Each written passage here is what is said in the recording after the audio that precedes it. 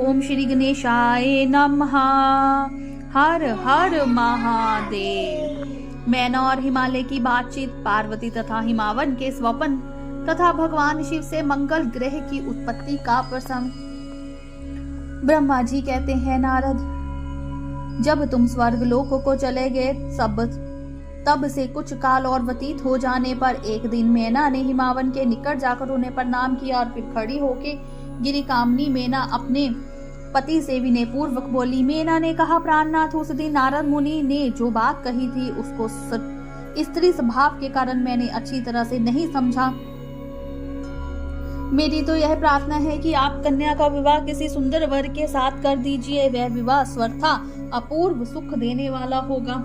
गिरिराज का वर शुभ लक्षणों से संपन्न और कुलीन होना चाहिए। मेरी बेटी मुझे प्राणों से भी अधिक प्रिय है। वह उत्तम वर पाकर जिस प्रकार भी प्रसन्न और सुखी हो सके वैसा कीजिए। आपको मेरा नमस्कार है। ऐसा कहकर मैना अपने पति के चरणों पर गिर पड़ी। उस समय उनके मुख पर आंसुओं की धारा बह रही थी। प्रयाग श्रोमणी हिमावन ने उन्हें उठाया और यथावत समझाना आरंभ किया। हिमालय बोले, देवी मेनके, मैं यथार्थ और तत्व की बात बताता हूँ। सुनो, ब्रह्म छोड़ो, मुनि की बात कभी झूठ नहीं हो सकती। यदि बेटी पर तुम्हें स्नेह है तो उसे सादर शिक्षा दो कि वह भक्ति पूर्वक सुथिर चित्त से भगवान शंकर के लिए तप करे। मेनके यदि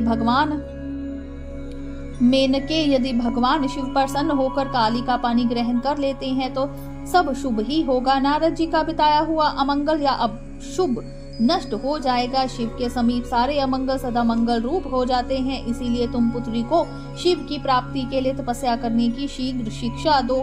ब्रह्मा जी कहते हैं, नारद, हिमावन की यह बात सुनकर मैना को बड़ी प्रसन्नता हुई। वे तपस्या में रुचि उत्पन्न करने के लिए पुत्री को उपदेश देने के निमित्त उसके पास गई, परंतु बेटी के सुकुमार अंग पर दृष्टिपात करते मैना के मन में बड़ी व्यथा हुई। उनके दोनों नेत्रों में तुरंत अश्रु भर आए। फिर तो गिरिप्रिया मैना ने अपनी पुत्री को उपदेश देने की शक्ति नहीं रह गई। अपनी माता की उस चेष्टा को पार्वती जी शीघ्र ही ताड़ गई। तब वे सर्वज्ञ परमेश्वरी कालिका देवी माता को बारंबार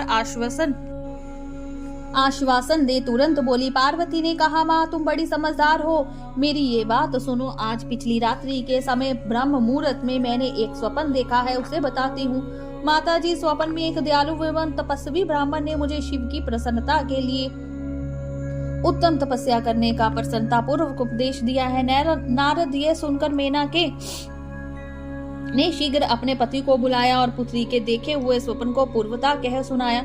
मेनका के मुख से पुत्री के स्वप्न को सुनकर गिरिराज हिमालय बड़े प्रसन्न हुए और अपनी प्रिय पत्नी को समझाते हुए बोले। गिरिराज ने कहा, प्रिय, पिछली रात में मैंने भी एक स्वप्न देखा है। मैं आदर पूर्वक उसे बताता हूँ, तुम प्रेम पूर्वक उसे सुनो। एक बड़े उत्तम तपस्वी थे। नारद जी ने वर के जैसे लक्षण बताए थे, उसी लक्षणों से युक्त शरीर को उन्होंने धारण कर रखा था। वे बड़ी प्रसन्नता के साथ मेरे नगर के निकट तपस्या करने के लिए आए। उन्हें देखकर मुझे बड़ा हर्ष हुआ और मैंने अपनी पुत्री को साथ लेकर उनके पास गया।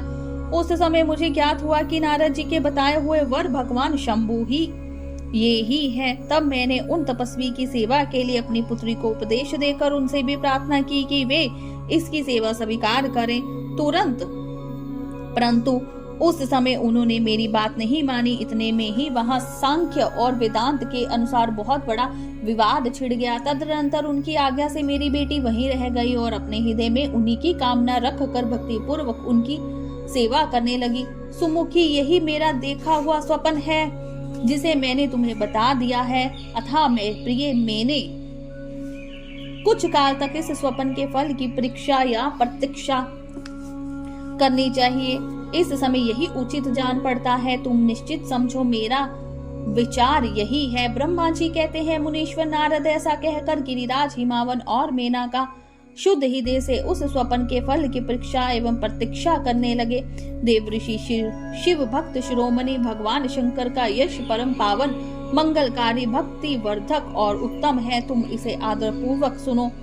दक्ष यज्ञ से अपने निवास स्थान कैलाश पर्वत पर आकर भगवान शंभु प्रिय विरह से कातर हो गए और प्राणों से भी अधिक प्यारी सती देवी का हृदय से चिंतन करने लगे। अपने पार्षदों को बुलाकर सती के लिए शोक करते हुए उनके प्रेम वर्धक गुणों का अत्यंत प्रीतिपूर्व वर्णन करने लगे। यह सब उन्होंने संसारिक गति को दिखाने के लिए किया। फिर गृहस्थ आश्रम की सुंदर स्थिति तथा नीति रीति का परित्याग करके वे दिगंबर हो गए और सब लोकों में उन्मत्त की भांति भ्रमण करने लगे। लीला कुशल होने के कारण विरह की अवस्था का प्रदर्शन करने लगे। सती के विरह से दुखित हो कहीं भी उनका दर्शन न पाकर भक्त कल्याणकारी भगवान शंकर पुनः कैलाश गिरी पर लौट आए और मन को यत्न पूर्वक एकाग्र करके उन्होंने समाधि लगा ली, जो समस्त दुखों का नाश करने वाली है। समाधि में वे अविनाशी स्वरूप का दर्शन करने लगे। इस तरह तीनों लोकों में तीनों गुणों से रहित हो भगवान शिव चिरकाल तक सुस्थिर भाव से समाधि बना लगाए बैठे रहे। वे प्रभु स्वयं ही माना के अधिपति निर्विकार पार ब्रह्म है। तदनंतर जब असंख्य वर्ष व्यतीत हो गए तब उन्होंने समाधि छोड़ी। उसके बाद तुरंत ही जो चरित्र हुआ उसे मैं तुम्हें बताता हूँ। भगवान शिव के ललाट से उस समय शमजनित पसीने की एक बूंद पृथ्वी पर गिरी और तत्काल एक शिशु के रूप में परिवर्तन हो गई। उस बालक के 4 भुजाएं थी, शरीर की कांति लाल थी और आकार मनोहर था। दिव्य श्रुति से दीप्तिमान व शोभाशाली बालक अत्यंत दुस्सह तेज से संपन्न था। तथापि उस समय लोकाचार परायण परमेश्वर शिव के आगे वह साधारण शिशु की भांति रोने लगा। यह देख पृथ्वी भगवान शंकर से भयमान उत्तम बुद्धि से विचार करने के पश्चात सुंदरी स्त्री का रूप धारण करके वहीं प्रकट हो गई। उन्होंने उस सुंदर बालक को तुरंत उठाकर अपनी गोद में रख लिया और अपने ऊपर प्रकट हो वाले दूध को ही स्तन के रूप में उसे पिलाने लगी। उन्होंने स्नेह से उसका मुंह चूमा और अपना ही बालक मार हंस हर कर उसे खिलाने लगी। परमेश्वर शिव का हित साधन करने वाली पृथ्वी देवी सच्चे भाव से स्वयं उसकी माता बन गई।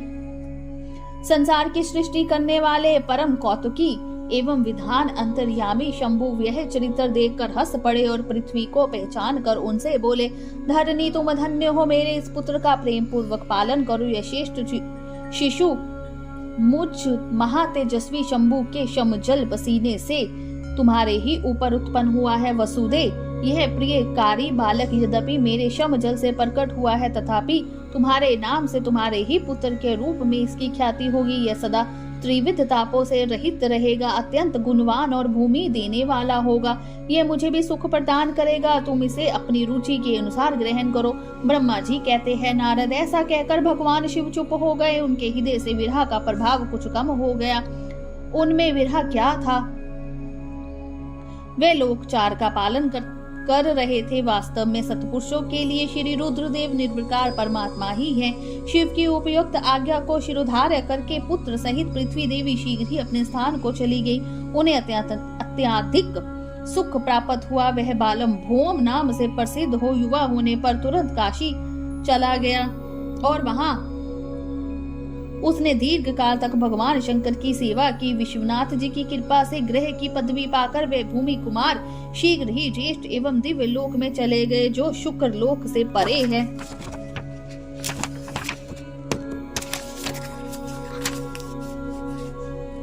बोलिए शंकर भगवान की जय, उमापति महादेव की जय।